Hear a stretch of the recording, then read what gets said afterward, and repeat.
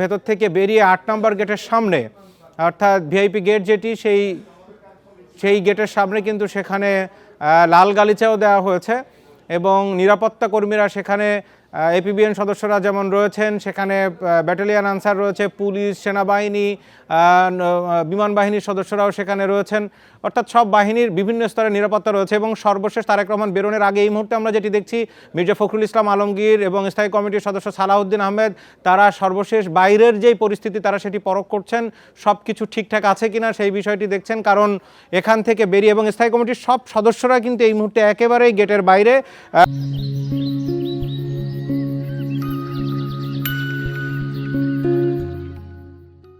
শুধুমাত্র তারা তারেক রহমান আসলেই একসাথে নিয়েই তারা বের হবেন একেবারে শেষ মুহূর্তে।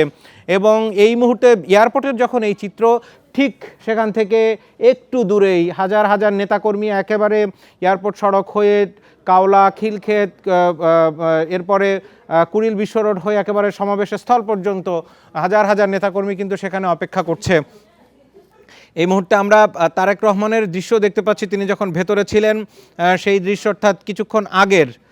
সেখানে ডাক্তার শাহাদাতকে আমরা দেখতে পাচ্ছি তারেক রহমানের সাথে বসে আছেন, চট্টগ্রামের বিএনপি নেতা এবং চট্টগ্রামের মেয়র তিনি রয়েছেন। আর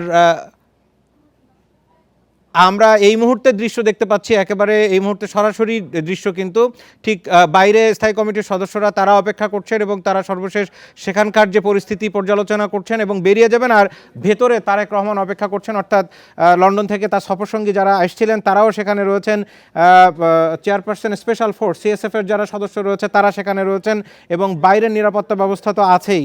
অর্থাৎ আজকের এই যে পুরো দিনের যে আয়োজন, দীর্ঘদিন ধরে আজকে 25 ডিসেম্বরকে স্মরণীয় করতে বিএনপি যে আয়োজন করছে, দলের নেতাকর্মীরা সারা দেশ থেকে লাখো নেতাকর্মী যে সেখানে গেছেন, স্পেশাল ট্রেন, শত শত লঞ্চ, হাজারো গাড়ি, এগুলোতে দিয়ে যারা গেছেন, ঠিক এই মুহূর্তটার জন্য তারেক রহমান এখন বেরোবেন এবং সমাবেশের স্থলে যাবেন। একটা বিষয় একটু জানিয়ে রাখি, এই যে এয়ারপোর্ট থেকে শুরু করে একেবারে সমাবেশের স্থল পর্যন্ত খুব বেশি দূরত্ব কিন্তু নয়, কিন্তু এখানে কয়েক ঘন্টা সময় হাতে রাখা হয়েছে। কারণ আমরা একটু আগে আমাদের সহকর্মীরা যে দৃশ্য দেখাচ্ছিলেন, যে ঠিক এই মুহূর্তে তারেক রহমানের যে দৃশ্য দেখছি, তিনি এখান থেকে বেরিয়ে গাড়িতে করে যখন এয়ারপোর্ট 36 জুলাই এক্সপ্রেসওয়েতে যেই 300 ফিটের সেখানে যেই সমাবেশস্থল এই পর্যন্ত যে যাবেন, সেই সময় নেতাকর্মীদের যে ভিড় সেটি ঠেকানো কিন্তু মুশকিল হবে। কারণ এর আগে আমরা দেখেছি খালেদা জিয়া যখন চিকিৎসা শেষে যান, সেই সময়ও কিন্তু প্রায় 2-3 ঘন্টা লেগেছিল শুধু এখান থেকে তার গুলশানের বাসভবন পর্যন্ত যেতে। পরবর্তীতে রুট পরিবর্তন করতে হয়েছিল নেতাকর্মীদের চাপে। সুতরাং এই জায়গায় কিন্তু আমরা সেই ধরনের পরিস্থিতি আগে থেকেই তারা বিবেচনায় নিয়েছেন, সেটি আমরা দেখতে পেয়েছি। একটা কয়েক ঘন্টা সময় হাতে রাখা হয়েছে।